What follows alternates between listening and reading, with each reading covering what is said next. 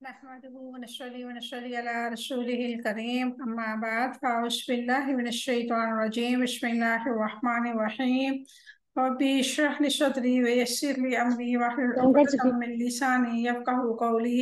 ربي زدني علما ربي يسر ولا ہو چکی ہے تعسر وتمم بالخير وبك نستعين اللهم فقهنا في الدين ٹھیک ہے اللهم أرنا الحق حقا وارزقنا اتباعه جا رہی ماما وأرنا الباطل باطلا وارزقنا ماما اجتنابه آمين ثم آمين یہ السلام ماما تیرا علیکم ورحمۃ اللہ وبرکاتہ، وعلیکم کیسے ہیں آپ سب؟ السلام منم کیسی ہیں آپ بتائیں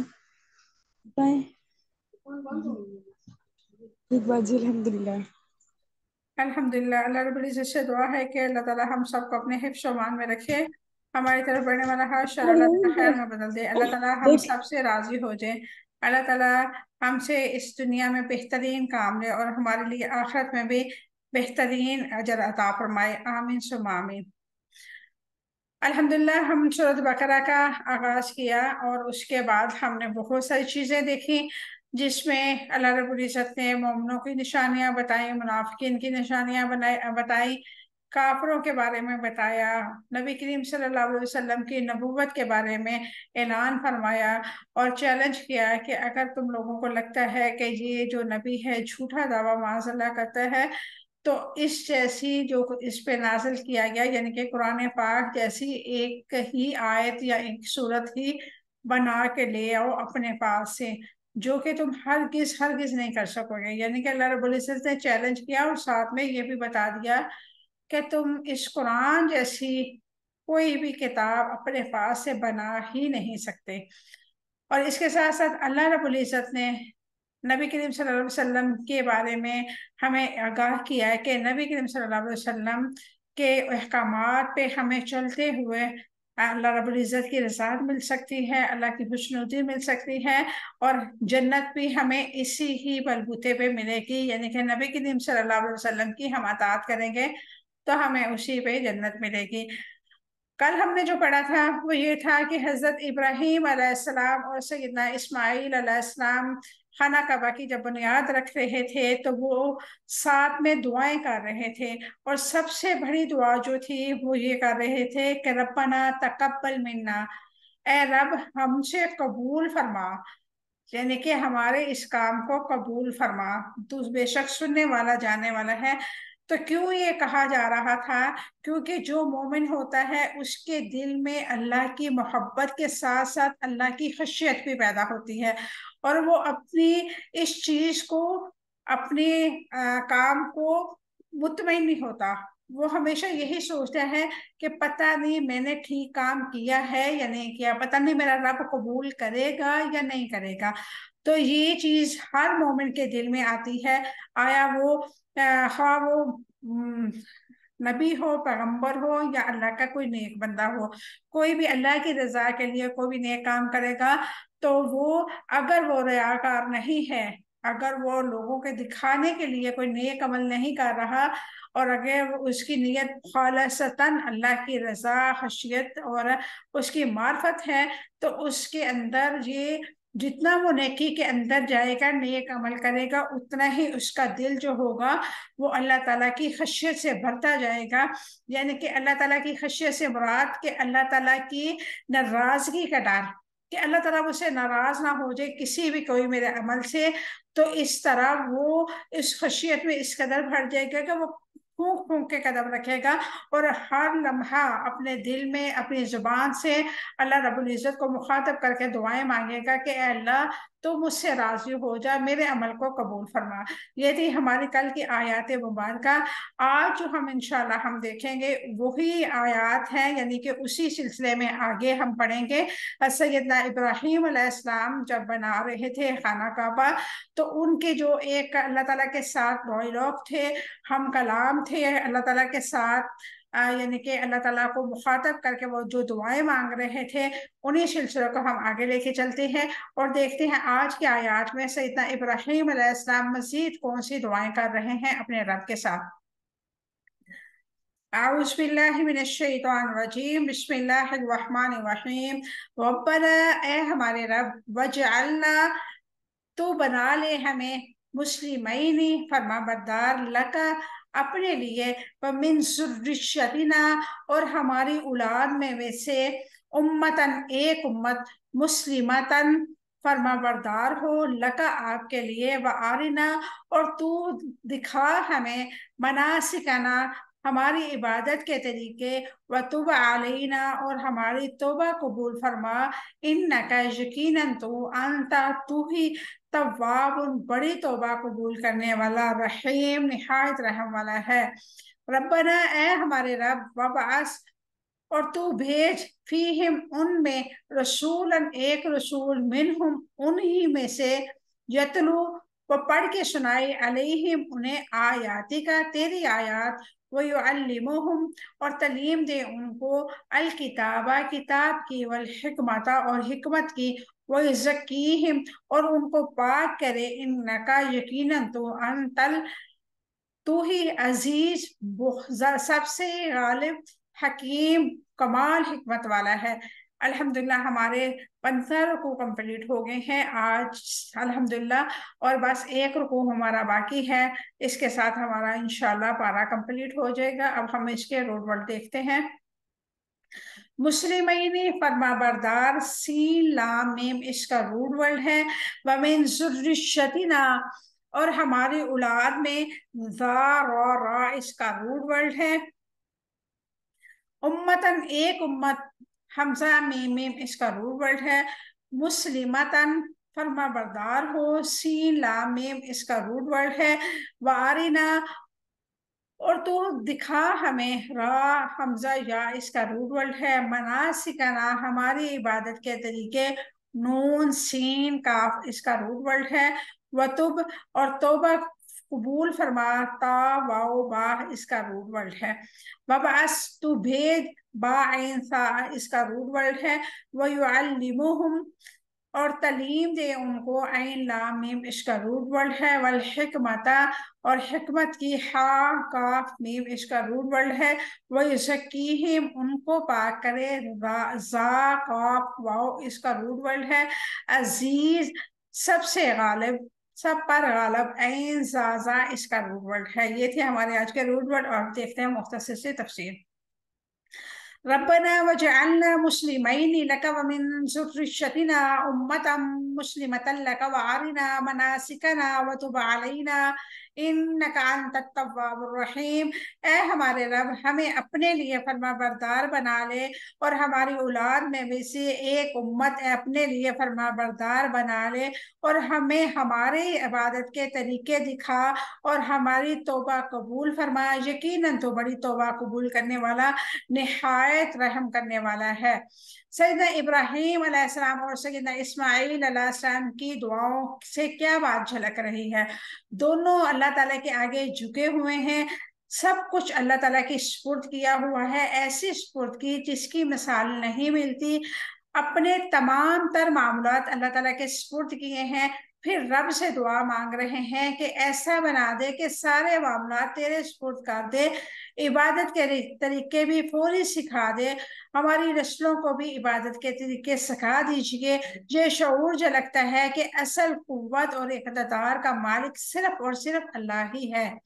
یہ یقین جھلکتا ہے کہ اللہ تعالیٰ کی توجہ کے بغیر اس کی رحمت کے بغیر معافی نہیں ملے گی اس کے لیے درخواست کرتے ہوئے ہم پر توجہ فرما آپ ہی توبہ قبول کرنے والے مہربان ہے یعنی کہ جب انسان کے دل میں یہ چیز ہوگی کہ میرا رب مجھے معاف کرنے والا ہے رب کے علاوہ مجھے کوئی نہیں معاف کر سکتا کوئی میری بگڑی بنانے والا نہیں ہے کوئی مجھے گمراہی سے نہیں نکال سکتا کوئی مجھے ہدایت نہیں دے سکتا سوائے میرے رب کے تو یہ آٹومیٹکلی انسان کے دل کے اندر یہ بات بیٹھ جاتی ہے اس کی لاشعوری طور پہ یہ بات تسلیم اس کا دل اور دماغ کر لیتا ہے کہ جھکنا ہے تو صرف اپنے رب کے سامنے جھکنا ہے اور اسی بنا پہ انسان کے اندر جو عاجزی آتی ہے وہ اللہ تعالیٰ اس کو بہت زیادہ پسند فرماتا ہے۔ آگے اللہ رب العزت فرماتا ہے ربنا وجعلنا مسلمین لک ومن ذریتنا امتا مسلمۃ لک، اے ہمارے رب ہمیں اپنے لیے فرما بردار بنا اور ہماری اولاد میں سے ایک امت اپنے لیے فرما بردار بنا۔ سیدنا ابراہیم علیہ السلام کی دعا ومن ذریتنا امتا مسلمۃ لک سے ان کی کس تمنا کا اظہار ہوتا ہے؟ اس دعا سے سیدنا ابراہیم علیہ السلام اور ہر مومن کی پہلی تمنا کا پتہ چلتا ہے کہ وہ اپنی آنے والی نسلوں کے لیے بھی دعا کرتا ہے کہ اللہ تعالیٰ ان دولت سے ان کو بھی محروم نہ رکھے۔ یعنی کہ ہر نیک انسان کی تمنا ہے کہ وہ اپنے ساتھ ساتھ اپنی آنے والی نسلیں، اپنی اولاد کی اولاد کے لیے بھی دعائیں کرتا ہے کہ اللہ میری اولاد کو نیک بنا، فرما بردار بنا، نمازی بنا اور اپنے پسندیدہ لوگوں میں شمار فرما، اور میری اولاد میں سے بھی میرے لیے صدقہ جاریہ بنا۔ ہر انسان کی یہ خواہش ہوتی ہے، بے شک وہ میرڈ ہے، بے شک وہ ان میرڈ ہے، بے شک اس کی لائف کس طرح بھی چل رہی ہے، لیکن جو وہ انسان قرآن کے ساتھ جڑا ہے، قرآن پڑھتا ہے، قرآن کو سمجھنے کی کوشش کرتا ہے، اس کی پہلی تمنا کیا بنتی ہے؟ یہی بنتی ہے کہ اللہ مجھے بھی ہدایت دے اور میری آنے والی نسلوں کو بھی ہدایت دے اور میری نسل سے نیک لوگ پیدا فرما تاکہ میرے لیے صدقہ جاریہ بن سکے۔ امت مسلمہ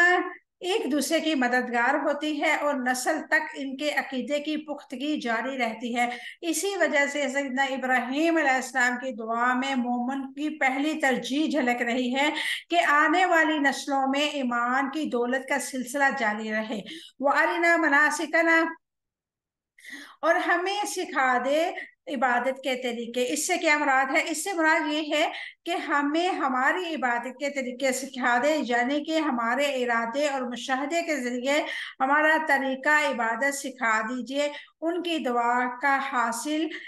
یہ ہے کہ وہ علم نافع اور عمل صالح کے لیے توفیق مانگ رہے تھے، یعنی کہ وارنا مناسکنا سے مراد یہ لیتے ہیں کہ وہ دعا کر رہے تھے کہ اللہ رب العزت ہمیں علم نافع یعنی کہ نفع مند علم عطا فرما اور اس علم پہ ہمیں پھر عمل کرنے کی بھی توفیق عطا فرما۔ یہ حاصل تھا ان کی دعا کا۔ اور ایک مفسر کا میں انٹرویو دیکھ رہی تھی تو انہوں نے مجھے ایک بات یعنی کہ وہ بات بتائی، مجھے بہت اچھی لگی۔ میں بھی الحمدللہ نماز میں پڑھتی ہوں، میں آپ لوگوں کو بھی ایڈوائز کروں گی کہ آپ جب سلام پھیرنے لگے تو یہ دعا ضرور پڑھا کریں، وَأَرِنَا مَنَاسِكَنَا وَتُبْ عَلَيْنَا إِنَّكَ أَنْتَ التَّوَّابُ الرَّحِيمُ۔ وہ علماء مفسرین فرما رہے تھے کہ میں نے الحمدللہ کوئی سال ایسا نہیں ہے جس سال میں نے الحمدللہ اللہ کے گھر کی زیارت نہ کی ہو۔ چھوٹی سی عمر میں نے الحمدللہ حج بھی کیے، لاتعداد عمرے کیے، اور اس کی وجہ یہ ہے کہ میں یہ دعا ضرور پڑھتا ہوں۔ ہر فرض نماز میں، ہر نفلی نماز میں سلام پھیرنے سے پہلے یہ دعا میں پڑھتا ہوں، اور اللہ تعالیٰ اس میں، کیونکہ اس میں بات ہی یہ ہے کہ ہمیں عبادت کے طریقے دکھا، ہمیں عبادت کے طریقے سکھا، دونوں چیزیں آگے، دکھا بھی اور سکھا بھی۔ تو اس سے بڑی عبادت کیا ہوگی کہ ہم اللہ کے گھر کی زیارت کریں، بار بار اللہ تعالیٰ ہمیں وہاں پہ بلائے۔ اور آپ لوگ بھی کوشش کیا کریں، یہ آیت کو یاد کر لیں، یہاں سے شروع ہوتی ہے وَأَرِنَا مَنَاسِكَنَا۔ میں نشان لگا دیتی ہوں تاکہ آپ لوگوں کو پتہ چل جائے۔ یہاں سے وَأَرِنَا مَنَاسِكَنَا وَتُبْ عَلَيْنَا إِنَّكَ أَنْتَ التَّوَّابُ الرَّحِيمُ۔ یہ اتنی سی دعا آپ لوگ یاد ضرور کریں اور نماز میں پڑھا کریں۔ کیا پتا کس وقت کی اللہ رب العزت دعا قبول کر لے اور اللہ رب العزت ہمارے لیے کن فرما دے، اور ہم ہر سال کیا ہر دوسرے تیسرے منتھ اللہ کے گھر کی زیارت کریں۔ ہر انسان کی خواہش ہوتی ہے کہ اللہ کے گھر کی زیارت بار بار کرے، تو اس دعا سے کیا پتا اللہ رب العزت ہماری خواہشات پہ کن فرما دے۔ وَتُبْ عَلَيْنَا إِنَّكَ أَنْتَ التَّوَّابُ الرَّحِيمُ، اور ہماری توبہ قبول فرمایا، یقیناً تو بڑی توبہ قبول کرنے والا، نہایت رحم والا ہے۔ اس کی کیا وضاحت ہے؟ یعنی کہ اللہ تعالیٰ ہمیں توبہ کی توفیق عطا فرما۔ بندہ توبہ کو محتاج ہوتا ہے، إِنَّكَ أَنْتَ التَّوَّابُ الرَّحِيمُ۔ اللہ تعالیٰ نے توبہ قبول کرنے سے اپنے تواب اور رحیم ہونے کا شعور دلایا ہے۔ یقیناً وہ بندوں پر رحم کرنے والا ہے، ان کی غلطیوں کے باوجود ان کو معاف فرماتا ہے۔ اللہ رب العزت سے دعا ہے کہ اللہ تعالیٰ ہم سے بھی کوئی کمی کوتاہی ہو گئی ہو، اگر کوئی الفاظ میں زبر زیر کی غلطی ہو جائے تو اللہ رب العزت ہماری اس غلطی کو ہماری نادانی سمجھ کے معاف فرما دے، اور ہمیں صحیح معنوں میں قرآن پاک پڑھنے، پڑھانے اور اس پہ عمل کرنے کی توفیق عطا فرمائے، آمین۔ ربنا وابعث فيهم رسولا منهم يتلو عليهم آياتك ويعلموهم الكتاب والحكمة ويزكيهم إنك أنت العزيز الحكيم۔ اے ہمارے رب، اور ان لوگوں میں سے ان کے ہی میں ایک رسول بھیجے جو تیری آیات پڑھ کے سنائے اور انہیں کتاب اور حکمت کی تعلیم دے اور ان کو پاک کرے، یقیناً تو سب پر غالب کمال حکمت والا ہے۔ ربنا وبعث فیہم رسولا منہم، اے ہمارے رب، اور ان لوگوں میں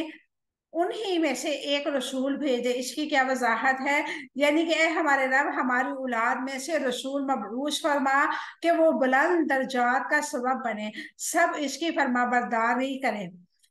یتلو علیہم آیاتی کا، جو انہیں تیری آیات پڑھ کے سنائے۔ اس کی کیا وضاحت ہے؟ یعنی کہ وہ حفظ کرنے اور کروانے کے لیے تیری آیات کی تلاوت کرے۔ یہاں بھی ہمیں پتہ چلتا ہے کہ ایک حافظ قرآن کا اللہ رب العزت نے مقام کیا رکھا ہے۔ مزید انشاءاللہ ہم حافظ قرآن کی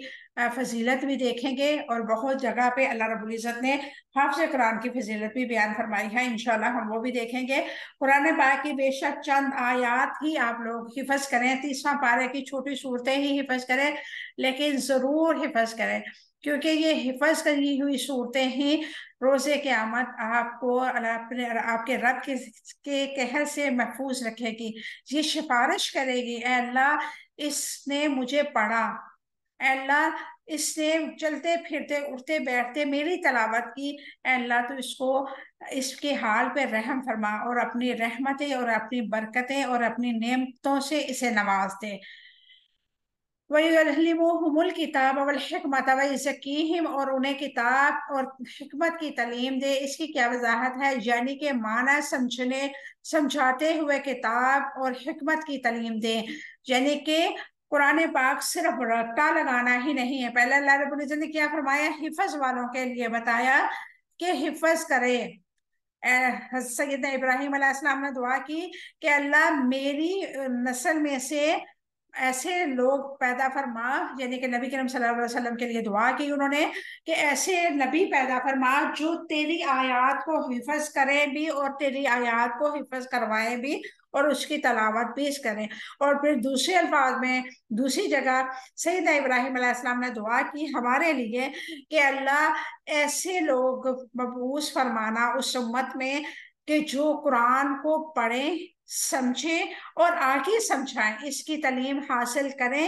اور آگے اس کی تعلیم دیں۔ خیرکم من تعلم القرآن وعلمہ، اور نبی کریم صلی اللہ علیہ وسلم کی یہ حدیث مبارکہ ہے، تم میں سے بہترین انسان وہ ہے جو خود قرآن کو پڑھے اور دوسروں کو قرآن پڑھائے، یا خود تعلیم حاصل کرے اور اس کی تعلیم دوسروں کو دے۔ تو الحمدللہ آپ سبھی کو مبارک ہے کہ آپ لوگ دنیاوی کاموں میں، دنیاوی روزمرہ کی روٹین سے وقت نکالتے ہیں اس قرآن کو پڑھنے کے لیے، اس کو سمجھنے کے لیے، اس کو سیکھنے کے لیے۔ اللہ رب العزت سے دعا ہے کہ اللہ تعالی ہم سب کو علم نافع عطا فرمائے اور ہمیں اس پہ عمل کرنے کی بھی توفیق عطا فرمائے، آمین۔ کتاب و حکمت سے کیا مراد ہے؟ کتاب و حکمت سے مراد قرآن اور حدیث ہے، یعنی کہ کتاب قرآن پاک اور حکمت حدیث کو کہتے ہیں، حدیث مبارکہ کے، یعنی کہ نبی کریم صلی اللہ علیہ وسلم کی جتنی بھی احادیث ہیں وہ کتاب و حکمت کہلاتی ہیں، یعنی کہ قرآن اور قرآن کی یہ سمجھ لیں، حدیث مبارکہ کو یوں سمجھ لیں کہ قرآن پاک کو ہی نبی کریم صلی اللہ علیہ وسلم نے تفصیلاً بیان کیا ہے۔ اس میں جتنی بھی آپ احادیث پڑھیں گے اس میں کوئی نہ کوئی ایسا ضرور لفظ ہوگا جو قرآن پاک میں موجود ہوگا، کوئی نہ کوئی ایسا معنی، کوئی نہ کوئی ایسی بات ضرور ہوگی جس کا ذکر قرآن پاک میں ہوگا۔ تو نبی کریم صلی اللہ علیہ وسلم نے اللہ تعالیٰ کی وحی کے ذریعے، اللہ تعالیٰ کے حکم کے ذریعے ہمیں اس کی تفصیل بتائی، کیونکہ قرآن پاک کو اللہ رب العزت نے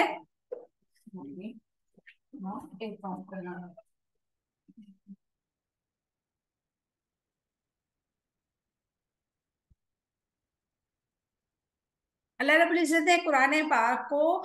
نازل فرمایا نبی کریم صلی اللہ علیہ وسلم پر. اب قرآن پاک کی تفسیر جو ہے وہ نبی کریم صلی اللہ علیہ وسلم کو وہ بھی وحی کے ذریعے نازل فرمائی، لیکن وہ نبی کریم صلی اللہ علیہ وسلم کی زبان مبارکہ سے تھی، اس لیے ہم اس کو حدیث مبارکہ کا لقب دیتے ہیں یا حدیث مبارکہ کہتے ہیں. الحمدللہ. وَيُزَكِّيهِمْ، اور ان کو پاک کرے. اس کی کیا وضاحت ہے؟ یعنی کہ اعمال صالح کے ذریعے ان کی تربیت کرے اور برے اعمال سے بچائے، کیونکہ برے اعمال کے ساتھ انسان پاک نہیں رہ سکتا. اللہ اکبر. اللہ رب العزت سے دعا کیا کریں کہ اللہ تعالیٰ ہمیں ہر قسم کے برے اعمال سے بچائے اور اللہ تعالیٰ ہمیں ہمیشہ اپنا فرما بردار رکھے. اللہ تعالیٰ کی فرما برداری کے لیے کون سی 4 چیزوں کا اہتمام کرنے کی دعا سیدنا ابراہیم علیہ السلام اور سیدنا اسماعیل علیہ السلام نے مانگی تھی؟ نمبر 1، قرآن پاک کی تلاوت یعنی قرآن مجید کی تلاوت کا اہتمام کرنا. تعلیم کتاب کی یعنی کہ قرآن مجید کی تعلیم حاصل کرنا، تعلیم دینا. تعلیم حکمت یعنی کہ اس سے مراد حدیث کی تعلیم دینا. تزکیہ نفس یعنی کہ شرک،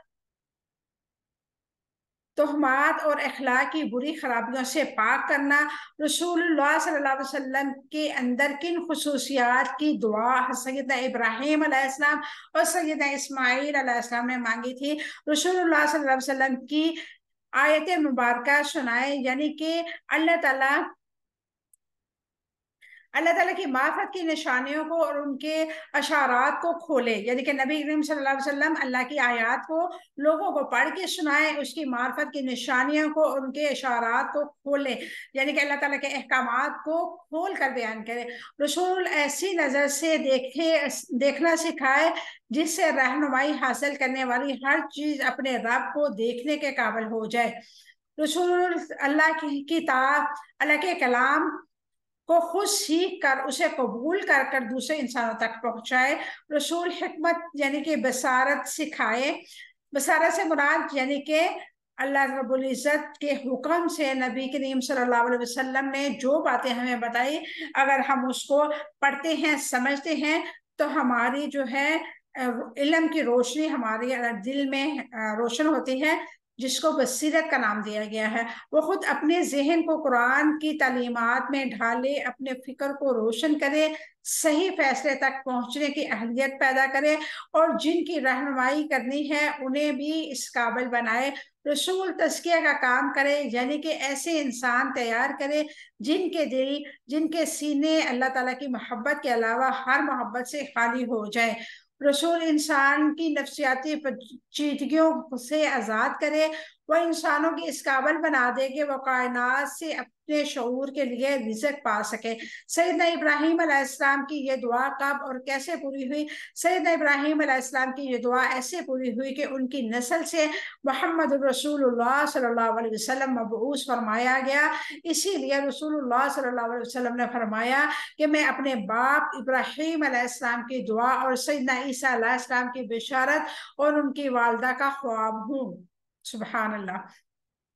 انک انت العزیز الحکیم، یقیناً تو سب پر غالب کمال حکمت والا ہے. کہ وضاحت کریں، اللہ تعالیٰ آپ ہی غالب اور حکمت رکھنے والے ہیں. سیدنا ابراہیم علیہ السلام کی دعا کا آخری حصہ ہے جس میں وہ اپنے رب کو کہتے ہیں کہ آپ جانتے ہیں کہ اس امت کی تعظیم کس طرح ہوگی، مرکز کیسے آباد ہوگا.